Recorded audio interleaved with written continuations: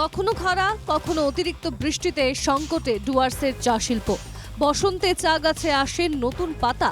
গত বছর সেভাবে বর্ষা হয়নি, তাই এবার বসন্তে চায়ের নতুন পাতা আসতে দেরি হয়েছে।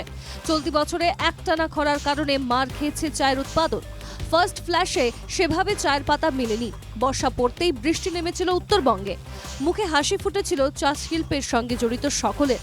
আশা ছিল সেকেন্ড ফ্ল্যাশে উৎপাদন ভালো হবে, কিন্তু অতিবৃষ্টি সেই হাসি কেড়ে নিয়েছে। বৃষ্টির কারণে বৃষ্টি যদি লাগাতার হয় তাহলে চা গাছ মাটি ভিজা থাকে, পাতা ভালো হয় না, পাতার কোয়ালিটি একটু খারাপের দিকে যায় আর কি। আর মাটি ওই জন্য রৌদ্র বৃষ্টি দুটার দরকার হয়, তাহলে চা ভালো হবে।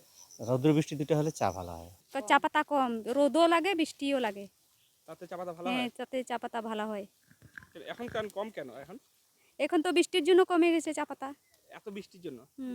আর আগে আগে তো রোদ থাকতো, তাহলে রোদ বৃষ্টি দুইটাই হলে ভালো পাতা হয়। চা চাষের জন্য যেমন বৃষ্টিপাত লাগে, তেমনি লাগে রোদ্দুর। অতিরিক্ত তাপমাত্রা এবং বৃষ্টি দুই ক্ষতি করে চাষের। চলতি বছরে গ্রীষ্মে যেমন চড়া রোদ ছিল, তেমনি বর্ষায় চলছে এক টানা বৃষ্টি। এখানে বর্তমানে চায়ের পরিস্থিতি একটু খারাপই আছে, কারণ একসময় দেখেন ফার্স্ট ফ্ল্যাশে অতিরিক্ত গরম, অতিরিক্ত রোদ, যার জন্য ফার্স্ট ফ্ল্যাশে মার খেয়ে গেছে। আচ্ছা, এবার সেকেন্ড ফ্ল্যাশে ধরেন এই অতিরিক্ত বৃষ্টি, রোদ নেই, যার জন্য এটাতেও কিছু প্রবলেম দেখা দিচ্ছে। হয়তো হচ্ছে কিছু চা পাতা ক্লিনলি কিছু হচ্ছে, কিন্তু কোয়ান্টিটি হিসাবে একটু কম হচ্ছে। আবহাওয়ার খামখেয়ালিপনায় সংকটে পড়েছে ডুয়ার্সের চা শিল্প। অতিরিক্ত বৃষ্টি বন্ধ হয়ে কবে পরিস্থিতি স্বাভাবিক হবে, সেদিকেই তাকিয়ে ডুয়ার্সের চা বাগানের সঙ্গে জড়িতরা। জলপাইগুড়ি থেকে রাজীব মুখার্জির রিপোর্ট, NKTV বাংলা।